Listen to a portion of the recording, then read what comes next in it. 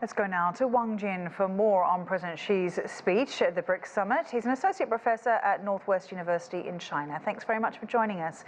Now, the Israeli cabinet has just reached a hostage release deal with Hamas, which includes a temporary pause in fighting. Might there be an opportunity here for a more long-term peace deal, do you think, and could China play a role? On the one hand, first of all, this is a temporary ceasefire, or the temporary pause might be the very beginning for the maybe a much longer ceasefire and peace opportunities between Israelis and Palestinians. Because we have to know this is the very first ceasefire or the very first pause between Israelis and Palestinians ever since this round of the conflict erupted in October the 7th. So that is a very important opportunity.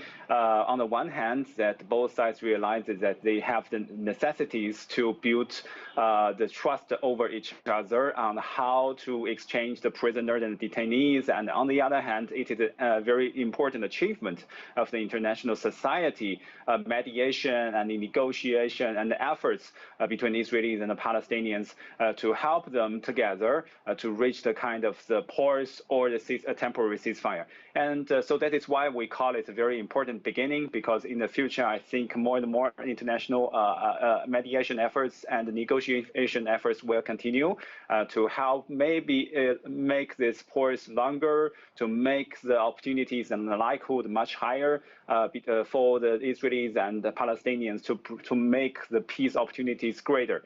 And we have then during this process, we cannot forget China, because China has already continuously making our efforts and contributing our efforts to the process of peace. Because on the one hand, China on many occasions called for the very urgent needs for ceasefire between Israel and the Palestinians ever since of this round of conflict erupted in the early October.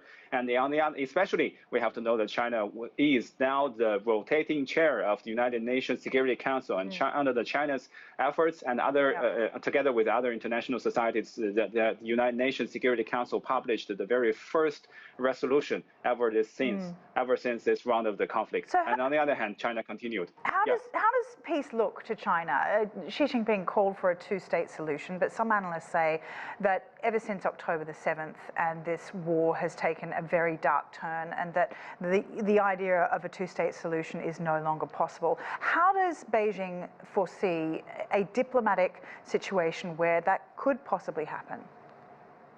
I think look, the two-state solution that's stressed by Chinese leader actually make it very add new confidence to the peace process between Israel and Palestinians, and also make it a very directive principle in the future process between Israel and Palestinians. Because we have to know that two-state solution is recognized and still recognized by the international society as a very fundamental principle for the peace process between Israel and Palestinians. But we have to know that during the past decades, a lot of things happen, especially a lot of the obstacles arises, both inside Israelis and the Palestinians, and maybe some other public opinions of some Western countries that the two-state solution should be abandoned, should be given up. So that is why in this very summit, China's stress again over the two-state solution will give the new confidence to the Israeli and the Palestinian, because this should continue to be the very most important fundamental principle for the future Israeli and Palestinian peace. So that is why, on the one hand, it is a very important adding confidence from China's perspective, and on the other hand, I think it will give the directive role of the two-state solution will continue to play in the future process of Israeli and Palestinians. So, of course, making these meetings, these BRICS meetings, all the more important, and leaders from Iran, Saudi Arabia and the United Arab Emirates have, of course, just been accepted to join the bloc next year.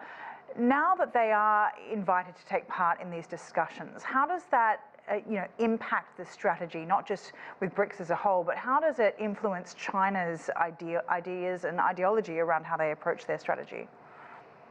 I think that this is the very first the summit that especially we're talking the summit that's concentrating upon the very important political and international issue, rather than the traditionally that the BRICS focus upon the financial economic issue that ever since, as you mentioned, the enlargement of the BRICS mechanism. So that is why is it important? Because on the one hand, it proved that even after the enlargement, a lot of suspicions before that, okay, after the enlargement, there will be divisions, there will be internal crisis inside the mechanism. But no, this summit showed this the mechanism that the BRICS has its own unity, has its own coherent charming inside this mechanism. And on the other hand, China also will continue to play the very crucial role together with other members, not only in the process of the Israeli and Palestinian peace process, but also over the other international issues. So that is why this BRICS summit is important. That is why that international society consensus and international society's willingness to help the local Palestinians as well as to facilitate the peace process between Israel and the Palestinians would be witnessed. So that is why we call it a very historic moment, not only for the BRICS, not only for China, but for all the whole international society. Right. Well, let's hope we see a longer-term peaceful solution. Really appreciate your time. Wang Jin there for us, Associate Professor at Northwest University of China.